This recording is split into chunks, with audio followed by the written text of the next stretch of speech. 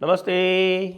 आप सभी से अनुरोध है कि कृपया हमारी चैनल को सब्सक्राइब करें, वीडियो को लाइक करें, शेयर करें और आपड़ा के प्रोडक्ट्स डिस्क्रिप्शन में जाकर चेक करें।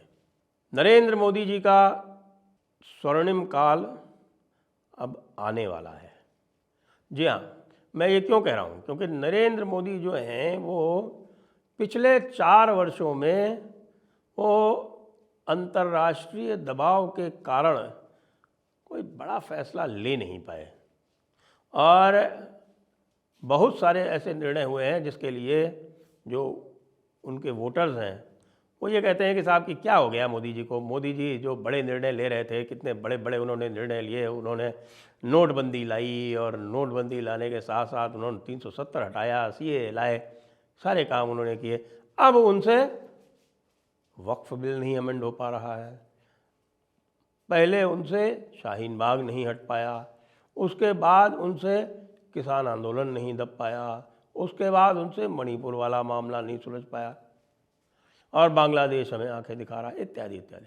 लेकिन अब आप ये समझिए कि ये सारा कार्य जो था, जिस काल में, जिस कालखंड में ये सारे कार्यक्रम हुए और जिसमें आपको ऐसा लगा कि मोदी जी बैकफुट पर हैं और वोटर्स ने इसको एक्सप्रेस भी किया, क्योंकि जो संख्या घटी 303 से 240 हुई, उसका एक मुख्य कारण यह भी है क्योंकि बहुत सारे हिंदुओं को लगा कि भाई ना तो हिंदुओं के लिए कुछ काम हो रहा है और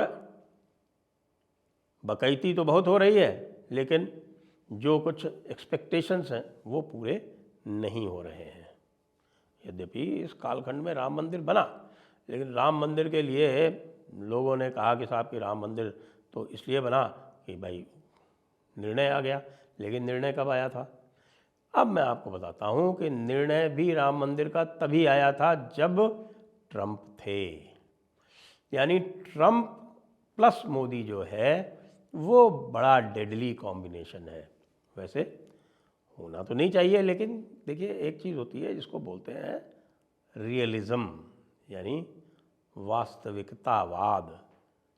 आपको जो अंतर्राष्ट्रीय दबाव हैं, जो अंतर्राष्ट्रीय परिस्थिति है, जो भारत में एक पूरा 5th कॉलम बैठा हुआ है, जी हाँ, जिसको 2.5 फ्रंट कहते थे हमारे स्वर्गीय CDS रावत साहब, तो वो जो हाफ फ्रंट है वो इतना ज़बरदस्त एक्टिव था बाइडेन के एडमिनिस्ट्रेशन में। यानी कि बाइडेन एडमिनिस्ट्रेशन के आने की गूंज के समय से ही उसने शाहीन बाग शुरू कर दिया था। देखिए शाहीन बाग कब शुरू हुआ था? शाहीन बाग जो है वो ट्रंप के चुनाव के जस्ट पहले आरंभ हो गया था, जब उनको पता था कि भाई ट्रंप इस समय कुछ नहीं खास कर पाएगा। अब याद हो कि जब यहाँ ट्रंप का विजिट हुआ था उसी समय पर वो सीए आंदोलन में दिल्ली का दंगा करवाया गया था। यानी ट्रंप जब दिल्ली में आए थे उस समय दिल्ली दंगा करवाया गया था। वो पूरा सोरोस गैंग जो था वो फुल एक्टिव था। सोरोस गैंग ने कोई कसर नहीं छोड़ी। बस सोरोस गैंग ने तो आपको पता है कि कोविड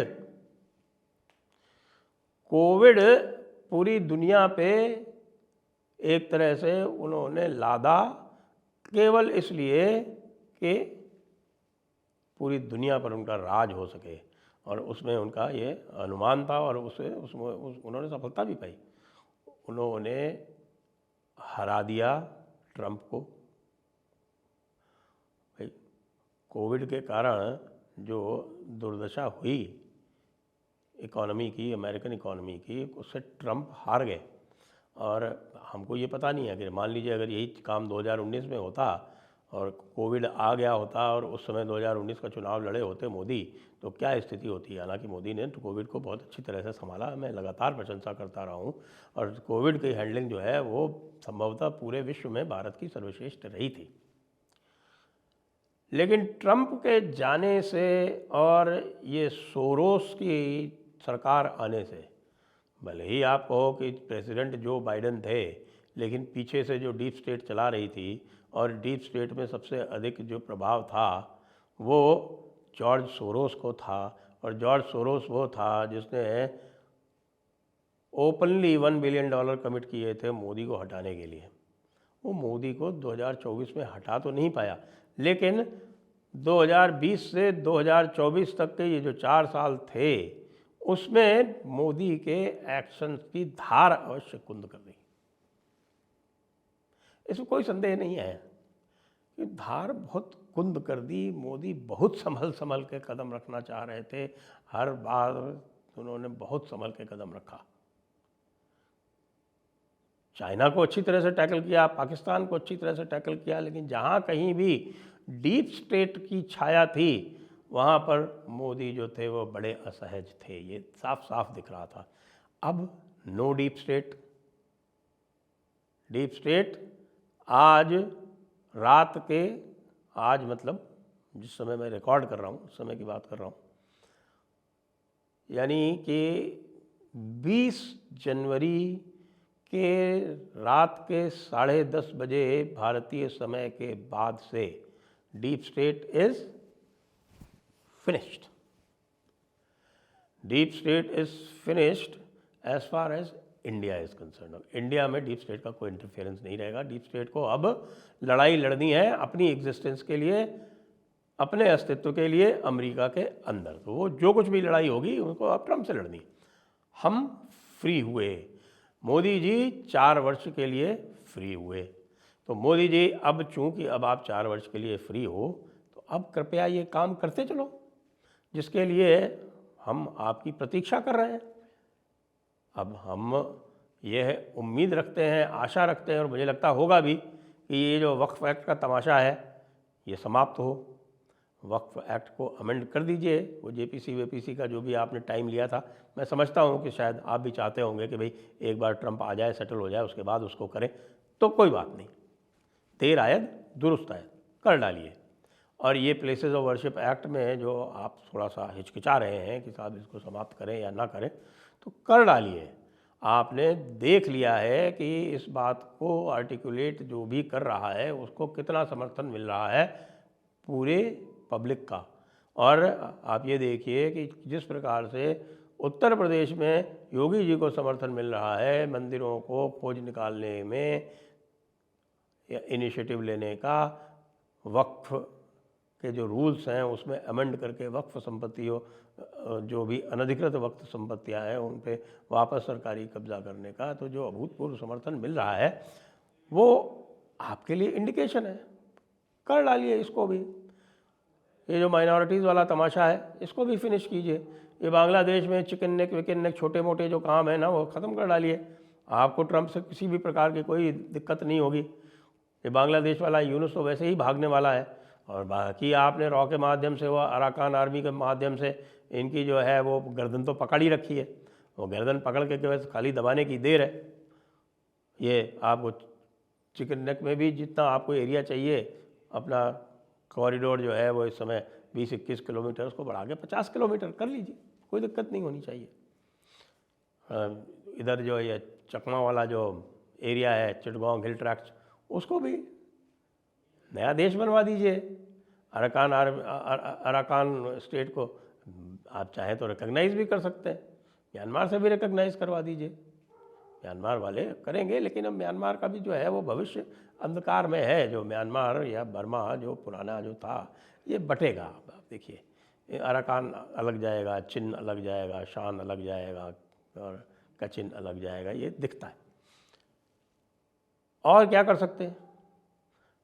और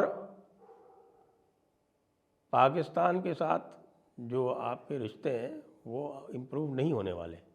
जम्मू कश्मीर में जम्मू को अलग राज्य बना दीजिए, अत्यंत आवश्यक है। नहीं तो ये जो आपके वैली के जो मुस्लिम हैं, जो मुस्लिम क़यादत है इनकी, यानी जो लीडरशिप है, वो सदैव जम्मू का शोषण करेगी और जम्मू को अपनी कॉलोनी बना के, अपना उपनिवेश बना के रखेगी, जैसा कि शेख अब्दुल्ला के टाइम से इन्होंने रखा हुआ है। और ये राष्ट्रीय सुरक्षा की दृष्टि से भी अत्यंत आवश्यक है। और ये भी सही समय है कि चीन पर दबाव बनाया जाए। ये जो 4 साल की विंडो मिली है आपको, बहुत महत्वपूर्ण है। चीन पर दबाव बनाया जा सकता है। 4 साल की विंडो जो है, इसमें आप भारत को तीसरी सबसे बड़ी इकॉनमी बना ही देंगे। तीसरी सबसे बड़ी इकॉनमी बनाने के बाद हमको जो लीवरेज मिलेगा उसे हम चीन के विरुद्ध भी उपयोग में लाएं। जो क्वाड है उसमें आप जानते हैं कि इस समय मार्को रूबियो जैसे हॉक जो हैं वो सेक्रेटरी ऑफ स्टेट है, चाइना हॉक है वो, तो उनकी सहायता से चीन पर दबाव डालिए और चीन से अपनी बाउंड्री जो है, हमारा पहला इंटरेस्ट ये होना चाहिए कि जो हमारी बाउंड्री वाला जो डिस्प्यूट है वो ख़त्म हो। उसके लिए यदि हमें कुछ एरिया ऑक्यूपाई करना पड़े तो कर लीजिए, क्योंकि अब और कोई तो कुछ बोलेगा नहीं कम से कम चाइना के मामले में, आपको पता है अच्छी तरह से। और ट्रंप को ये भी नहीं है, ट्रंप ये चाहता है कि भाई चाइना अंडर कंट्रोल है, वो आपको लड़ाना नहीं चाहता, वो इस जल्दी में नहीं है बाइडेन की तरह कि आप लड़ो ही लड़ो।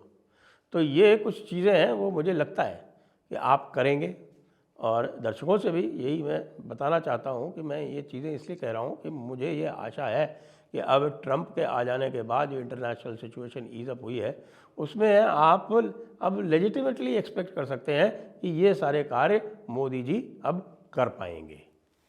जय हिंद, जय भारत, वंदे मातरम।